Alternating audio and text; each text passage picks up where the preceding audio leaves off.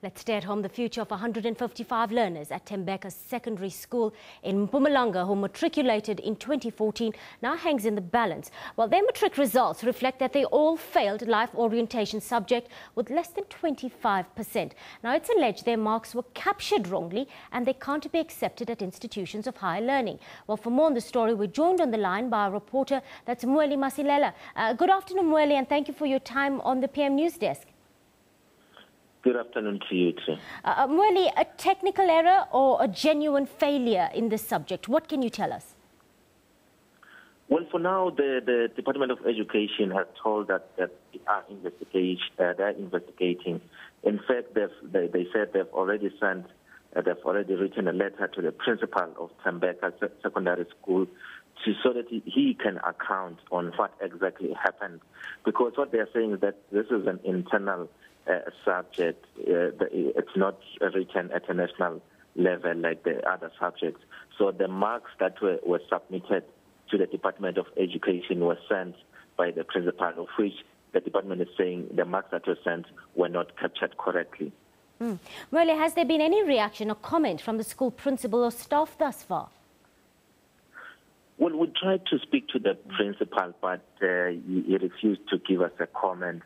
What we have got so far is that we did get a chance to meet the affected learners. In total, they're saying it's 155 learners that are affected. So the learners, they are very angry about this because some of them are claiming to say that already they have been rejected at higher institutions of learning because of the problem where they all of them got to fail life orientation, getting less than 25% on the subject. So for now, they are very angry about the situation. They are demanding also answers from the Department of Education. Staying in Mpumalanga, Mweli, there are renewed fears of water contamination in Carolina in the Mpumalanga province. Now, heavy rainfall is believed to have led to the collapse of the water system in the area. The latest developments have forced some locals to buy bottled water. Now, you're also tracking this developing story for us, Mweli. What can you tell us about the water contamination? Well, people must know that the water issue in Carolina is not a new issue. It's an issue that started in 2012, whereby people, thousands of them, were left without potable water just because of the fact that it was discovered that the water is contaminated with mine acid.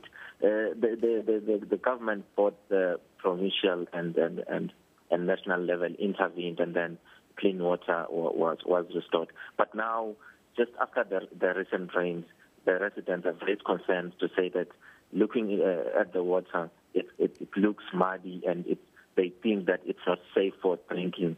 So they've resorted to use borehole water. Those who can afford bottled water, they prefer to buy the water.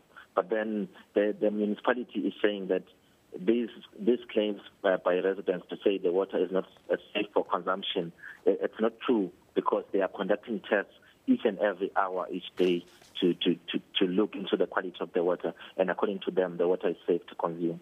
Is anybody ill, Mweli, from drinking the water so far? We haven't had a chance to get some evidence on that, but from the side of the residents, that is what they are saying, that especially young people, children, are the most affected. They are getting ill when they consume the water. But we still trying to get maybe to some of the hospitals to find out as to whether they are indeed people who are sick due to consequences that are from the water.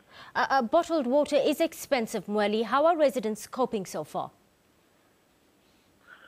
Well, the people I spoke to, they are saying that indeed they can't afford bottled water because it means that they have to pay taxi fare from the township to town where they can buy the water. So before they even reach town to buy the water, they wouldn't have money in their pocket to buy the water.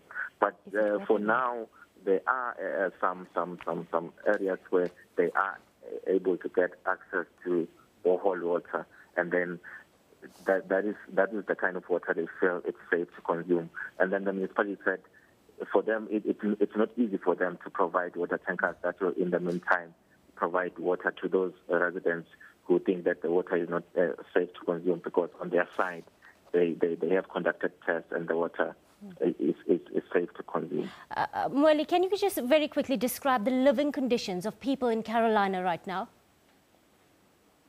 Well, Carolina is quite a small farming town, but then obviously the life between those living in the rural areas, in the rural side of the area, and those living in town is quite different. And in the past, we've seen quite a number of service delivery protests, not only about the shortage of piped water, but also about other issues like the lack of proper housing, the lack of electricity.